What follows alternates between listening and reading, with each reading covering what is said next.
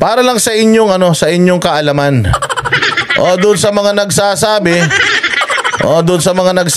na stage daw ito. Stage talaga may stage eh. Pero yung bobo na nagsabi na para daw tong stage play. Tawagin na yan. Parang pala to nasa Broadway yata ginanap tong itong salitaan na to. Saan ba? Sa Pennsylvania Sa Pennsylvania maraming lapis. Diyan ang pabrika ng Diyan ang pabrika ng Mongol. Pinanood ko yung live news kagabi. Ang dinig ko, Duterte. Hindi pala USA. Magkatunog. Tawa nga sa akin si Alice 97. Ay, Alice 97! Hindi ka pa rin ba nakakapagpakulay dito?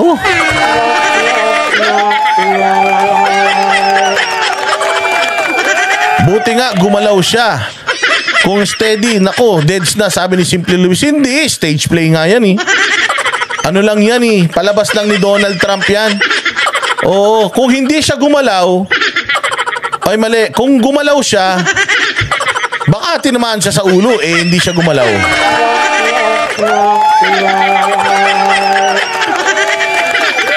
Ay, sobrang tangaw. Hey, LK, mabuhay ka. Ito, panoorin ninyo Joe Biden, you're fired, sabi dito sa video. Tapos, merong nag-fire. Ang daming putok dun Clack, clack, clack. Ito, panoorin ninyo maigi eto na, pasok. Take a look at what happened. Take a look at what happened. Tas pak. Alam naman na. Aray, sabi ko sa'yo, sa dulo lang ng tenga, ba't medyo lumalim? Hindi ba pak, tinamaan siya, tas gumanon siya, sabi niya, ano ba yun? May dugo. Ulitin natin ulitin natin para makita nyo. Something that said, take a look at what happened.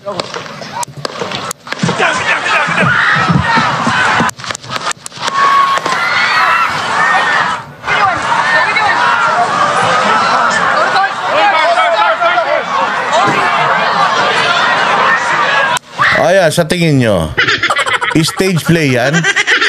Tayo na, baka hindi naman siya tinamaan. Nung lumapag siyang ganyan, sinugat-sugat na yung tenga niya nung mga, security. Sinugat-sugat na, bilisan mo. Para dumugo. Pag dugo, nilagyan pa nila ng ketchup. Tapos tumayo. Di bayanin.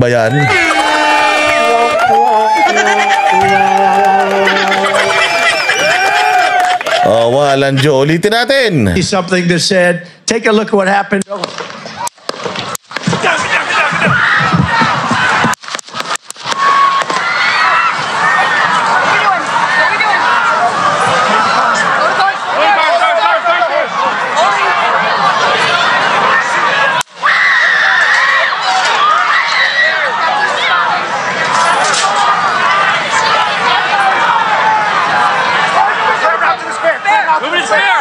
Ay, thank you very much. Ang dilim-dilim daw. Sabi ni LK, salamat po. Ay, alis ka na? Grabe ka naman, alis ka na kaagad. Thank you very much, LK, Ikaw ang pinakalitsong kawali dito sa ating channel.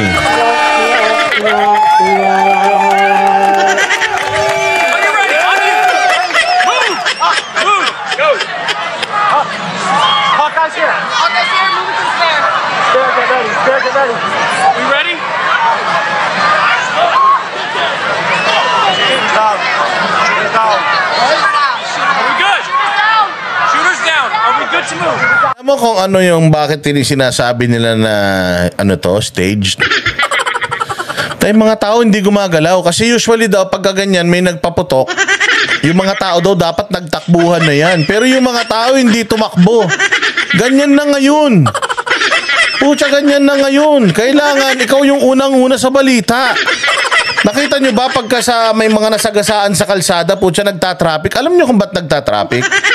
Hindi nagtatraffic dahil dun sa nasagasaan. Nagtatraffic dahil madaming usyoso.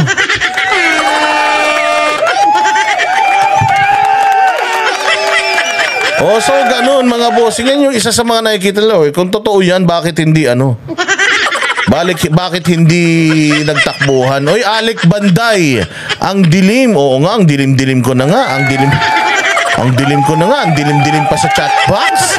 Maraming salamat, Alik Banday, ha? Mabuhay ka. O, ayan. O, sige, diretso natin to. We're clear! We're clear! We're clear!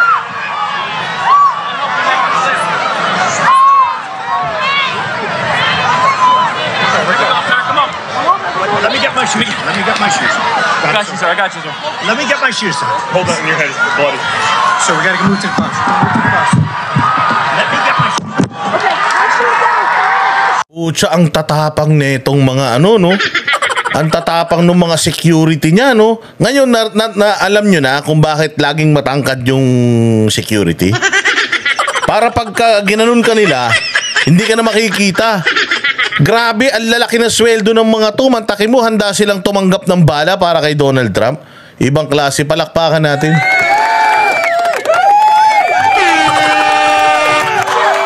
What's up? Wait.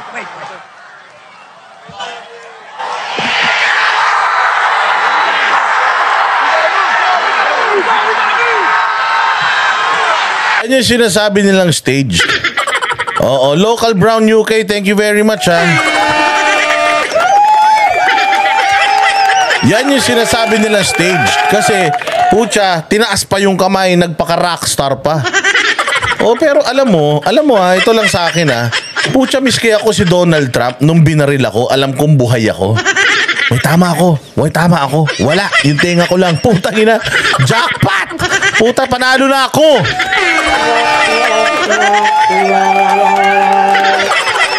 Randel Bunagan. Maraming good evening. Ano na balita dyan sa atin sa California? Makapunta pa ba tayo dyan? Uy, balita ko si Donald Trump, pag siya ang presidente, mahirap daw ma-approve sa visa.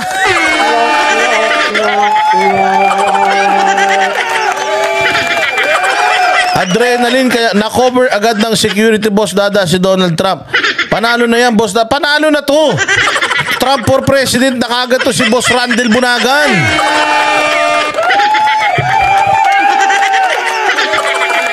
Antindi ha. Oo, matindi. Maraming salamat ha, Ninong Randel. Oo, pero nakagano, sabi ko nga nung putya ginawa ni Donald Trump yan, rockstar na rockstar siya. Pantakin mo, binaril ka na. Putya, nakapagtaas ka pa ng kamay.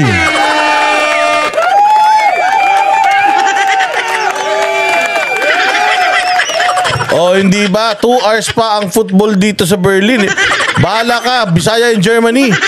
Nagkakabarilan na rito sa Amerika. Football ka pa ng football dyan. Oh, ito, pakinggan pa natin yung mga balita.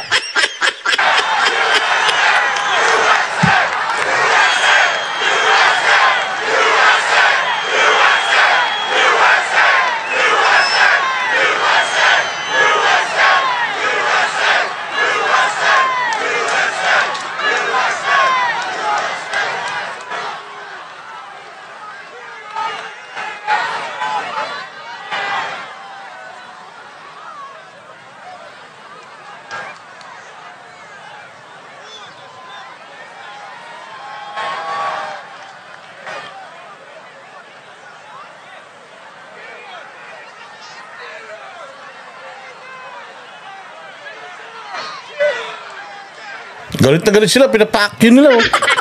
Oh.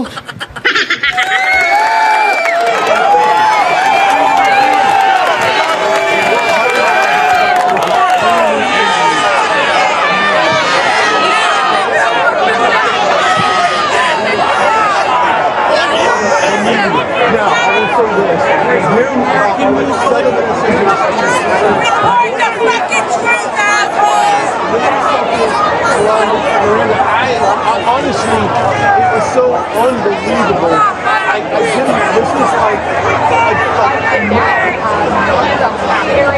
but all of a sudden, Yari. Oo, sure win na yan eh. The moment, sabi nga ni ano eh. Oh, the moment na alam niyang buhay pa siya at humihinga pa, pucha, sabi niya, akin na to. Akin na to. Kaya tumasas siya na kamay, akin na to.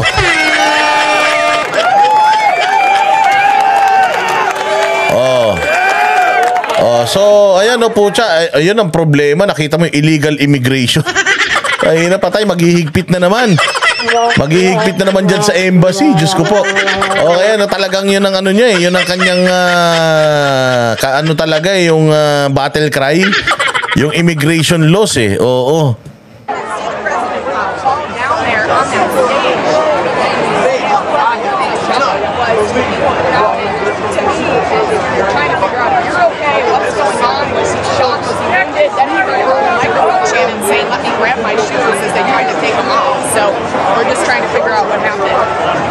Ayun, so nagkagulo. O, ayan, sige, napanood ninyo.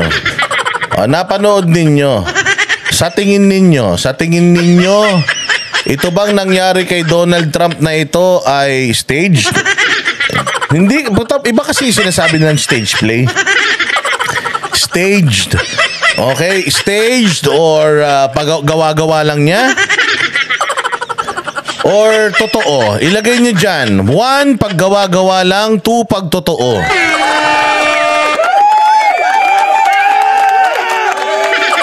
Oo, 1, kung gawa-gawa lang. 2, kung totoo. Kasi tingnan nyo sure win na si Donald Trump dito. Bakit? Kasi hanggang ngayon, wala pa siyang matinding makakalaban. Kumbaga, ngayon pa lang, bago pa lang nilang ipinipresenta yung matindi niyang makakalaban, putya siya, na-assassinate pa.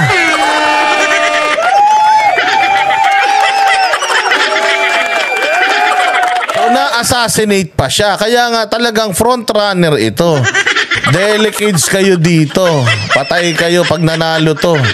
Diyos mio. Pati yung ano natin, pati yung ating foreign policy at saka yung ating problema dito sa South China Sea, mariresolba yan.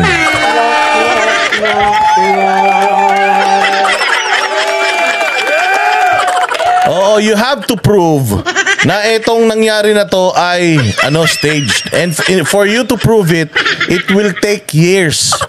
It will take years, decades to prove itong na to. Ang tagal na nung panahon. Noong nagkaroon ng assassination sa Amerika after John F. Kennedy, meron pang isang failed assassination attempt. Pero after nun, ang tagal, ilang dekada, ngayon lang ulit to. Itong mga panahon ngayon, talagang sa sobrang high-tech na ng natin, sa sobrang high-tech na ng ating teknolohiya, lalo-lalo na sila, hindi ka na makakapag-plot ng mga ganito basta-basta, lalong-lalo na sa ganitong mga ka-high profile na mga pagtitipon. Sobrang hirap niyan. Pero the fact na nangyari pa rin ulit ngayon to, ibig sabihin, magiging sensational yan. Ilang taon, buwan pag-uusapan ito. At syempre, publicity is always publicity. So parang palalabasin lang ni Donald Trump dito, ba't gusto nila akong patayin? Ibig sabihin, ayaw nila nung mga sinasabi ko dahil yung mga sinasabi ko ay makakapagpigil sa kanila.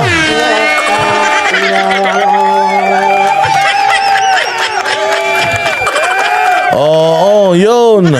Yun ang dyan. Yun ang magandang mangyayari ngayon dito. Diyos ko po. Sabi nga ni Randel Bunagan, Duterte, Trump, Putin, tapos Xi Jinping.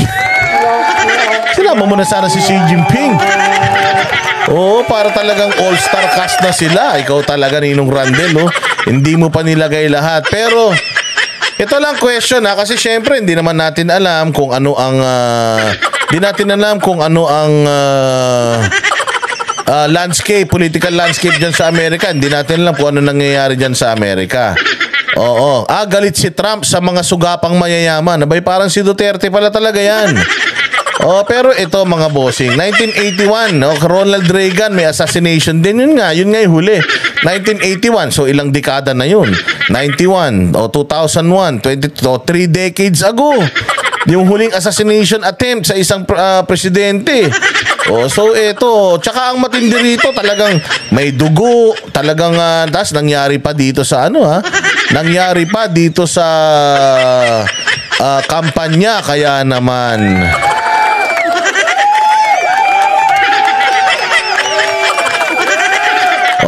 Diyos ko po, kaya nako po. Pero alam mo, sa mga nasa Amerika dyan, sino dito yung mga taga-Amerika? Para ba sa inyo, sino ba ang gusto nyo talaga maging presidente nyo? Si Donald Trump or yung kalaban ni Donald Trump? O, silagay nyo nga dyan. Kasi kami sa Pilipinas, di namin alam eh. Di namin alam dito sa, di namin alam sa Pilipinas. Sabi nga ni Simple Luis big deal yan nangyari kay Trump. To me, it's really a big deal. Kasi sa makabagong panahon, iba na social media ngayon. Pucha, iuulit-ulit na ipi-play yan sa social media. Maniwala kayo, free publicity yan para kay Donald Trump. Panalo na yan. Trump, no to Newsom. Sino ba si Newsom? Oo, ano bang nagawa niya? Bakit ba hindi si Kamala Harris yung tumakbong presidente sa side nila? Ayan, Noel Chavez, Trump. LNM, Trump. OFW sa Saudi, Trump. Aba, ang titindi nyo, mga epal kayo, ha? Yung Nobel Tulyaw kong kasama, kaibigan at kaagahan. Diyan sa Amerika, Donald Trump din. Oo, Matic Trump, mga 2024. Si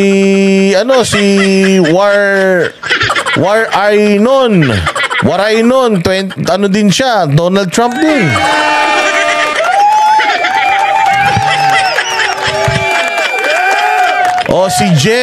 Si Jen Muelmans from Virginia. Aba, din?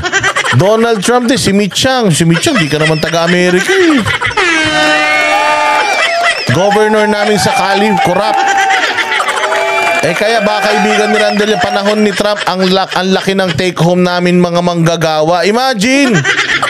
Sure win yan, Boss Dada. Si Jim Okot. Ayan, din siya. Donald Trump. Lahat kayo Trump, ha? Sabi ni Marilo Torreos, noon dito sa Middle East, ayaw nila kay Trump kasi galit daw sa mga Muslim. Kaya mas gusto nila kay Biden. Pero ngayon, ayaw na nila kay Biden, Trump na sila.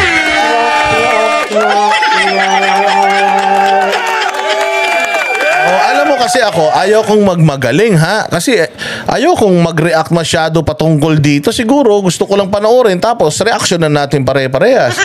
Siguro ako, ang pinaka-mare-react ko lang dito is kung peke ito o tunay. Para sa akin, mukhang tunay ito. Oo, siguro mga 90% para sa akin tunay ito. Medyo na weirduhan lang din ako.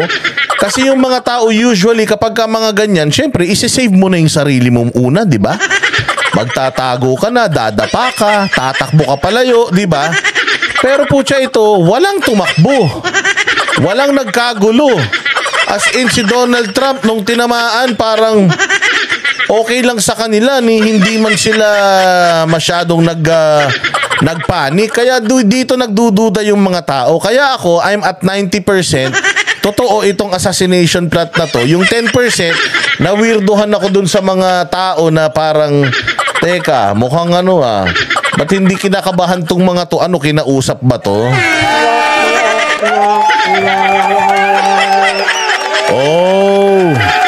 Si Donald Trump lang ang nagbalik ng religion subject sa mga public school dito. Kaya maayos si Trump.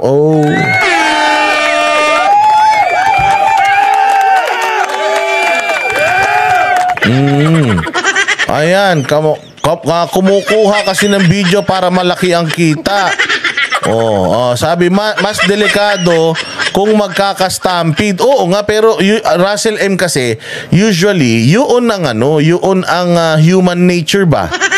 Ganun yung initial na reaction mo, di ba? Pagka may ganyan, sumabog, may namatay, takbo ka. Unless, sobrang na natin, ha? Unless sobrang, ayan nga, sabi nila dito, sanay na sila sa barilan. But what happened to Trump? Not affected. Kasi you're not from there, but in the Philippines, affected. Sabi ni Love Kita, may Diyos talaga ang mundo, Boss D. May demonyo man tayong leader na gawan pa rin niyang gawan ng paraan in an indirect way. Nangyari, kinalaman sa atin yan. Tahimik ang mga Democrats ngayon. Sabi niya, adrenaline, Boss Dada, tsaka later. Yun na nga, adrenaline. Usually, kung ako yan, takbuhan na mabilis yan. Sayunachi yan. Chaya, sayunachi nilas ko. baka magtalsikan pa mga sapatos natin kakatakbo. Kaya yun lang yung isang nakakatawa. Hindi naman mass shooting kaya hindi nagtakbuhan. Puta, paano mo malalaman na mass shooting? Putok ng putok. Hindi ko magets pero isang putok, 2 putok, 3 putok, putya unang gagawin mo, takbo mabilis.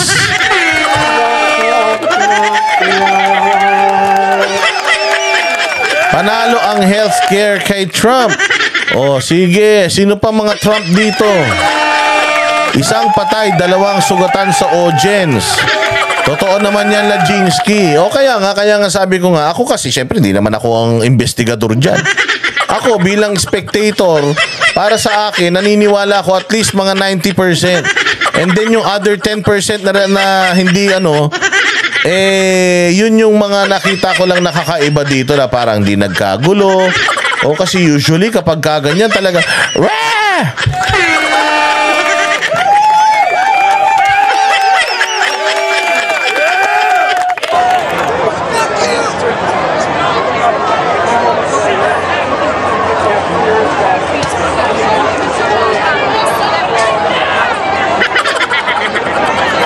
Ayan, tingnan pa natin yung ibang balita tungkol dito. Again, ako nag-speculate lang ako kasi hindi naman ako expert ba.